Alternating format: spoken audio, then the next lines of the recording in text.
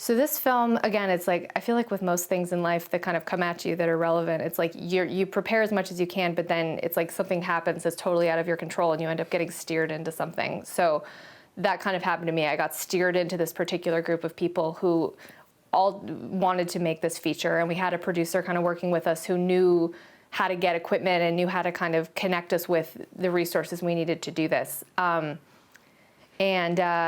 So, we first just started brainstorming, what kind of a story could we do that would involve this particular group of actors, because we were actors, what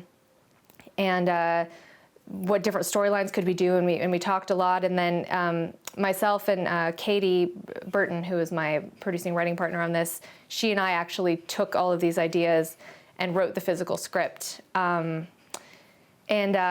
Yeah, I mean, this thing, it almost feels like in hindsight, it's like, because I'm working on features now where we've just been in pre-production forever because there's so many details and so much like development that's gone into each one.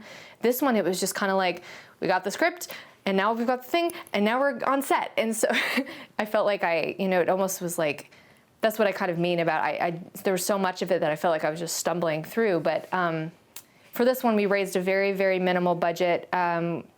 We kind of did a crowdfunding thing, but we didn't use any of the traditional platforms. We just kind of created our own web page with a PayPal button, and we reached out to friends and family, and we managed to raise kind of a very small shooting budget. And we went into production, and we shot about 14 days, and then we ran out of money. And that's kind of where everything kind of became very real. It was this moment of realizing all the things I didn't know. And throughout this, there was just so many times of just running into something and being like, oh, not only did I not know that existed, but I have no idea what to do about it. Which is why I think it was such an amazing educational opportunity, because when it was like I was forced to learn, because it was like it had to happen. So we learned about, issues with SAG, and oh no, we didn't have a contract with this person, and we didn't have receipts for this, and how do we rectify that? And now we have no money, and we have this hard drive of footage, and we don't even know what to do with that. And so we just started, picking people's brains and doing research, and kind of, we managed to scrape together a little more money to cut a trailer together, like a teaser trailer, out of this hard drive of footage. And Katie and I took it to the American film market out in LA. I don't remember how we got clued into going there, but basically the American film market is, it's down in Santa Monica every year, and all of the major distributors and sales agents and buyers from all over the world come and basically to buy movies. So a lot of producers are there, pretty much all the major production companies come, and it's like a big wheeling and dealing and people in suits. And so we dressed up in our suits, and we brought our trailer and a pitch, and we rehearsed it, and we practiced what we were gonna say, and we walked into this sea of men, because it's like, I'd say 90% men at AFM. And we just started talking to people and pitching our project and sitting down for dinner with people. And it was kind of incredible, like just the experience of just walking in confidently, and just, people in general were so nice and so willing to help. And even if they didn't know what to do with it, they would say, here's my card, like, keep in touch, let me know if I can help. Like, I was kind of humbled through that process and learned a lot that generally, and not everyone, of course, but like most people, if you ask them nicely, are more than willing to help you out if they can. And I think so often we're afraid to even ask because we feel like we're imposing, or like it's so embarrassing to ask for money or to ask for help. But more often than not, like, everyone has been so willing to help.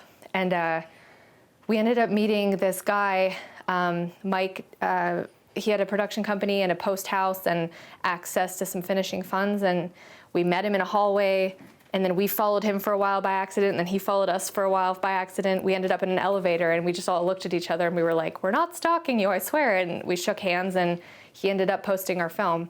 So it's just kind of like, it's not like a formula, but it's kind of like being willing to just put yourself out there and ask for help. And that kind of paid off for us every step of the way, because so we got the film finished. We managed to shoot the additional 5 days we needed to finish the film. And then kind of through that process, we met new people who came on to help us do reshoots, and those people had some connections to distribution.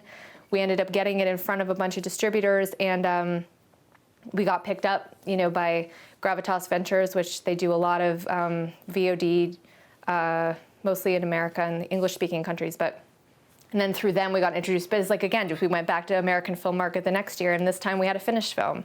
And we walked around again, and we found our distributor. It's like, so now the film's out, you know, it's on VOD and DVD, and the most amazing, I mean, it's like, there's so many things that went wrong throughout this process that like Katie and I would look at each other and we're like, it's dead, like it's done. There's no way I can go any further than this. But we both just had this feeling like we've gotten it this far. Like we have to just take it over the finish line. And she and I like heaved that thing over our shoulders, like when it was a huge boulder, like over that finish line. And that's why, you know, I just feel like a lot of first-time filmmakers that I know and friends of mine with their first film, like they've hit snags and they've just abandoned it. I know so many people who've done that, and to me, it's like your first film is a huge accomplishment. Like whether it makes you a lot of money, whether it pays back your investors, like if you can make a film, complete it, and get it out in the world, like that's a huge accomplishment. And I think so many people it's like they get hung up in post or in the edit, or they run out of money and they just let it, you know, they let it go. And I just feel like, you know, it's worth it. It's worth taking the time, or like putting in whatever effort you need to finish it and get this thing out there, because each one is a learning experience. And the things I learned, like just about distribution and the deliverables you need, and like these expenses that come later, and marketing budgets and things that like weren't even on my radar until I was sitting in front of someone saying, hey, we're interested in distributing your film. Do you have an A&E track? Do you have an M&E track? And I was like, a what? You know, like there's so many, do you have $2,500 for this thing and for this deliverable? And I was like, oh, wow. But if we hadn't, you know, walked into that room, we wouldn't have known. And so it's like each one, it's like you learn a little more and hopefully you do a little bit better the next time. But there's just things that you can't learn in a classroom, and there's things you can't learn unless you're just willing to kind of take off the training wheels and just jump in and hope that you don't, you know, fall over and die. But hopefully every bump and bruise, next time you'll go, okay, I need to like balance a little more this way. And at least that's kind of was my experience.